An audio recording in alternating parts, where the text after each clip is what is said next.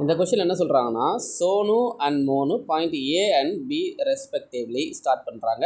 Move the speed. சோனுவோட speed 23 and மோனுவோட speed 17. இப்போ 2 பேருக்கு நடுவில் இருக்கிற கேப் வந்து 7 கிலோமீட்டர் அப்படின்னா எவ்வளோ நேரம் கழித்து அவங்களுக்குள்ளே இருக்கிற கேப் வந்து 0.230 கிலோமீட்டராக மாறும். சரிங்களா? If moving away from each other. இப்போ 2 பேர் இருக்காங்கன்னு வச்சுக்கோங்களேன். இது சோனு, இது மோனு. இப்போது மோனு வந்து இந்த பக்கம் போவான், சோனு வந்து இந்த பக்கம் போவான். சரிங்களா?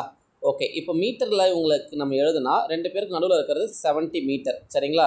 இப்போ அவங்களுக்குள்ள எவ்வளோ மீட்டர் வேணும்னா 230 மீட்டர் வேணும். அப்போ இங்கேருந்து இது வரைக்கும் இருக்கிறது 230 மீட்டர் வேணும். சரிங்களா? 230 மீட்ரு. இப்போது 230லேருந்து 70 மைனஸ் பண்ணால் நமக்கு 160 மீட்டர்.